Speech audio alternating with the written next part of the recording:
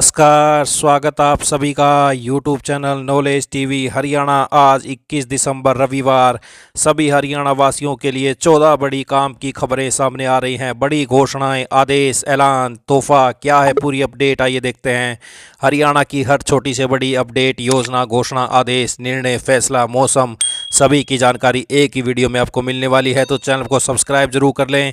तो चलिए देखते हैं हरियाणा से आज 14 बड़ी खबरें, घोषणा, आदेश, ऐलान। मुख्यमंत्री नायब सैनी ने बड़ी घोषणा की है कि प्रदेश के भूमिहीन जरूरतमंद 7,000 लोगों को सरकार द्वारा जल्द ही 100 गज के प्लाट आवंटित किए जाएंगे। इन प्लाट धारकों को पीएम आवास योजना के साथ जोड़कर मकान निर्माण के लिए तय राशि दी जाएगी। इसी तरह मुख्यमंत्री शहरी आवास योजना के तहत करीब 15,500 परिवारों को 30 गज का प्लाट देने का काम किया है और शीघ्र ही शहरी आवास योजना के तहत योग्य प्रार्थियों को दूसरी किस्त के रूप में 30-30 गज के प्लाट आवंटित करेगी। मुख्यमंत्री नायब सैनी ने कहा कि सरकार जल्द ही युवाओं के लिए विभिन्न पदों के लिए सरकारी भर्तियां निकालकर नौकरियां देगी।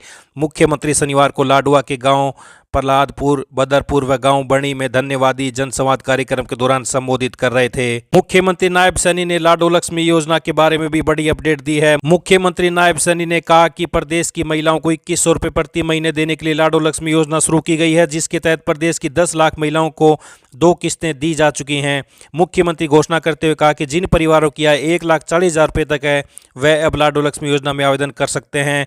आवेदन के अपने मोबाइल पर ऐप डाउनलोड कर सारी जानकारी भरते हुए ऑनलाइन आवेदन करने की आवश्यकता है। तो ये बड़ी अपडेट सामने आ रही है। प्रदेश सरकार के पास रोजाना इस योजना से 3 से 4,000 के बीच नए आवेदन प्राप्त हो रहे हैं। तो लाडुआ में कार्यक्रम के दौरान सीएम बोले, हर जरूरतमंद को मिलेगा लाभ। भूमिहीन 7,000 परिवारों को जल्द मिलेंगे 100 गज के प्लाट। इन प्लाट धारकों को पीएम आवास योजना के साथ जोड़कर मकान निर्माण के लिए तय राशि दी जाएगी।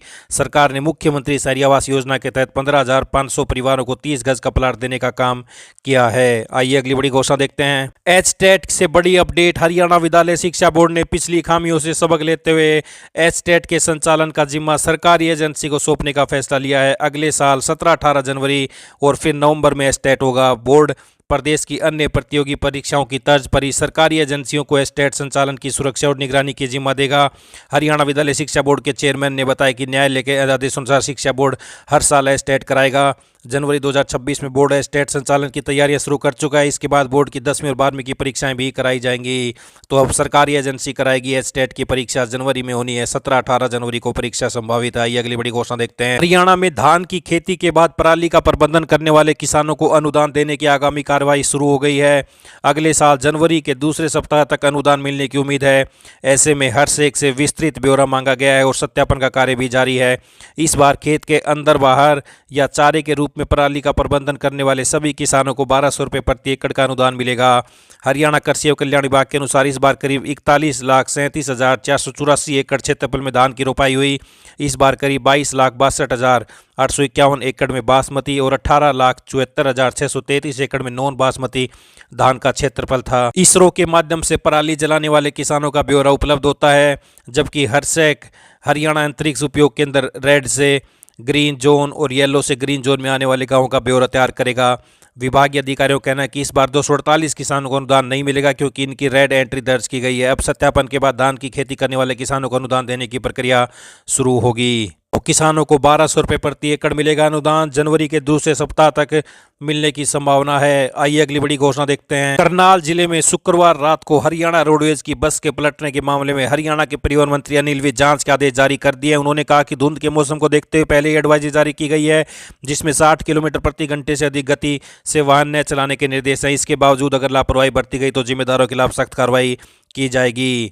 तो अब 60 से ज़्यादा रफ्तार नहीं चला पाएंगे रोडवेज बसें। तो ये बड़ी अपडेट। आइए अगली बड़ी घोषणा देखते हैं। मौसम विभाग के मुताबिक 21 दिसंबर को कई इलाकों में गहरी धुंध छाएगी। इसके लिए विभाग ने ऑरेंज अलर्ट जारी किया है। 22 को हल्की धुंध रहेगी। 24 से मौसम में फिर से परिवर्तन आएगा। कई इलाकों में फिर से गहरी धुंध की चेतावनी जारी की गई है। तो वहीं चौधरी चरण सिंह हरियाणा कृषि विश्वविद्यालय हिसार के कृषि मौसम विज्ञान विभाग के प्रमुख डॉक्टर मदन खीचड़ ने बताया कि 24 दिसंबर तक मौसम परिवर्तनशील रहेगा। 22 दिसंबर तक राज्य के ज्यादातर स्थानों पर हल्के बादल छाए रहेंगे। उत्तरी हरियाणा के 1-2 इलाकों में छिटपुट बूंदाबांदी की भी संभावना है। तो ये बड़ी अपडेट। हरियाणा में 10% गिरा दिन का पारा। आज धुंध का अलर्ट, 23 से साफ होगा मौसम। आइए अगली बड़ी घोषणा देखते हैं। हरियाणा में रोहतक सहित आसपास के कई जिलों में भूकंप के हल्के झटके महसूस किए गए हैं। नेशनल सेंटर फॉर सिस्मोलॉजी के अनुसार दोपहर रोहतक के निकट रिक्टर पैमाने पर 3.3 तीव्रता वाले भूकंप के झटके महसूस किए गए। आज रविवार दोपहर भूकंप भारतीय समय अनुसार दोपहर 12:13 पर 5 किलोमीटर की गहराई में आया। तो ये बड़ी अपडेट। हरियाणा के 12 जिले भूकंप को लेकर संवेदनशील हैं। जोन 4 में आने वाले जिले संवेदनशील माने जाते हैं। तो जोन 2 जहां पर भूकंप की कम संभावना है, उनमें सिरसा फतेहाबाद के कुछ क्षेत्र और हिसार का कुछ क्षेत्र है। जोन 3 जिसमें ज़्यादा खतरा है, महेंद्रगढ़ का कुछ क्षेत्र, कुरुक्षेत्र, कैथल, जींद, भिवानी और हिसार।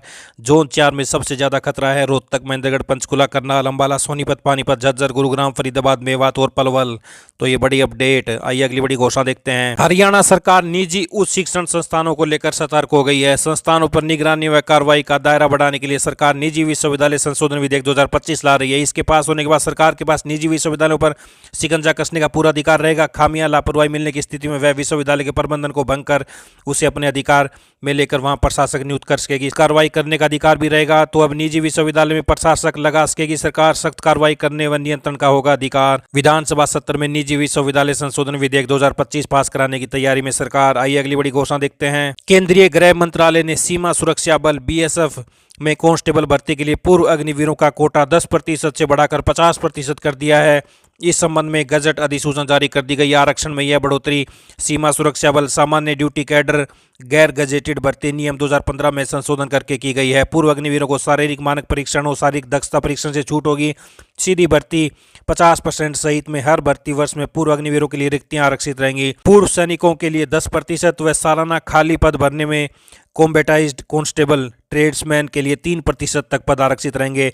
पहले चरण में पूर्व अग्निवीरों के लिए 50% रिक्तियों के लिए भर्ती नोडल बल यानी बीएसएफ द्वारा की जाएगी। दूसरे चरण में स्टाफ सिलेक्शन कमीशन द्वारा अग्निवीरों के अलावा अन्य उम्मीदवारों के लिए शेष 47% रिक्तियां, जिसमें 10% पूर्व सैनिक शामिल है, के लिए भर्ती की जाएगी। पूर्व अग्निवीरों के पहले बैच को आयु सीमा में 5 वर्ष तक की छूट मिलेगी। अन्य पूर्व अग्निवीरों 3 वर्ष की छूट दी जाएगी। तो अब पूर्व अग्निवीरों के लिए बीएसएफ में कांस्टेबल पद पर 50% कोटा।